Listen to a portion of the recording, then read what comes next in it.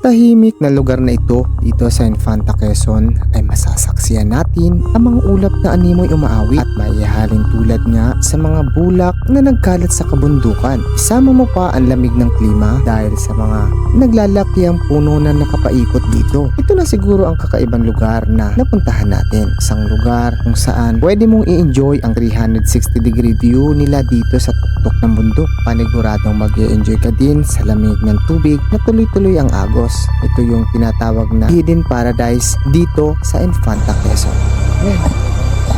Kailangan may stretching tayo sa umakyat nito. Sa maaga palang alis namin guys from Binondo, Rizal. So chill ride lang ang biyahe natin papuntang Infanta Quezon. Medyo marami kasi kami kaya nag-aantayan. Isang pupuntahan nating resort ang nakatago dito sa part ng Infanta Quezon. Ito yung tinatawag nilang Hidden Paradise. Balita ko nga na bukod sa bago ito ay malamig daw ang lugar na ito. Kaya nga susubukan natin at titingnan natin kung ano naman ang kakaibang experience natin dito. So tara guys, samahan nyo kung i-explore itong Hidden Paradise dito sa Infanta Quezon. 7 na car ang kasama natin. So marami tayong pupunta ng Infanta Quezon. Naiwan.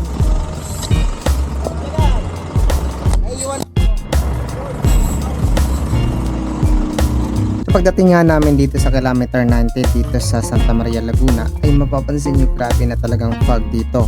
Ito yung tinatawag na kilometer 90 at Little Baguio, kaya talagang akala mo talaga nasa Baguio ka dahil sa dami-dami ng fog. Ayan guys, kung mapapansin nyo napakakapal ng fog dito. At dito pa nga lang ay sobrang lamig na ng klima.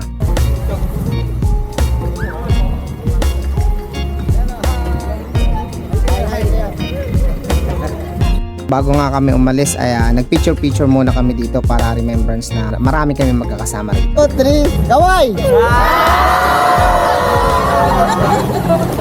So dito pa lang sa entrance mapapansin nyo na yung pagkaaliwalas talaga ng paligid at mararamdaman nyo na rin yung lamig.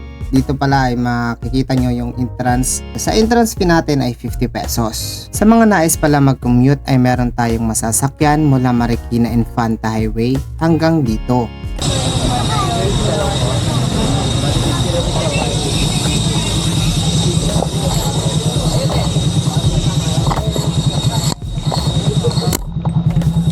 Mga may dalang sasakyan dyan guys, huwag kayong mag-alala kasi maluwag at maayos naman ang kanilang parking dito.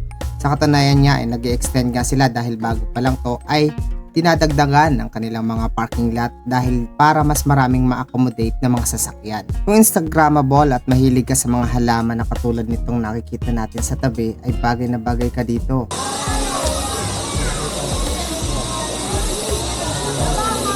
Bukas sila mula Lunes hanggang Linggo from 7 AM to 8 PM. Meron din silang overnight dito, 22 hours na pag-stay mo dito. Meron silang regular at family room na kayang i-accommodate mahigit sa 30 katao. Bale kasi kami ay umabot kami ng 60 packs. Pero kaya naman i-accommodate. Meron din silang open cottage para sa mga day tour.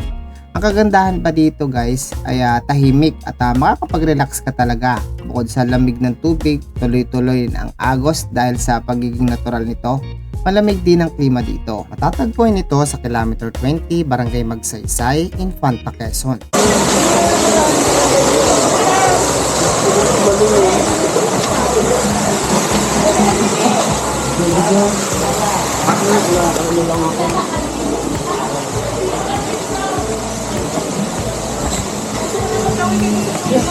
Parang yung ano pa lang yung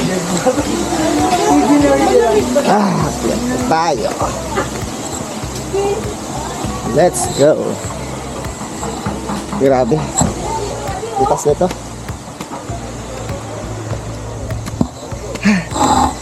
Ayan. Kita na yung bundok-bundok.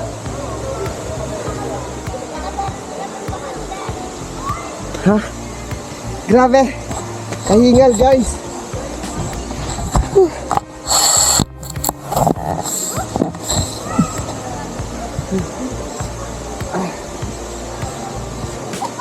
Ang taas.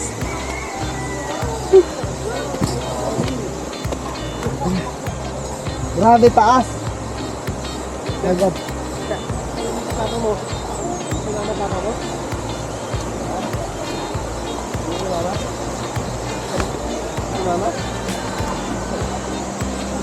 Ayan. Kailangan may stretching tayo pag umakyat nito. Yan. Umaga magandang umakyat. Maganda rin, pre. Talagang nakakahilang dito, guys. Sana all. Maganda rin sa taas.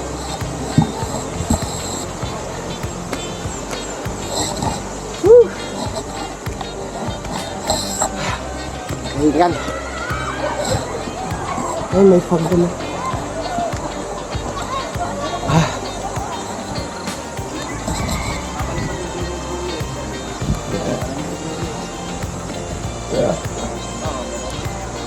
Dito na naman sa part na to ako nahirapan dahil hindi ko lubos isipin na ganito pala katarik yung daan. Pero okay lang naman kasi pagdating nyo dito sa taas, sulit naman talaga yung view. Nakikita ko din yung mga hills. Ay, yung galing! Oo nga, no? Ano mo pa yun eh?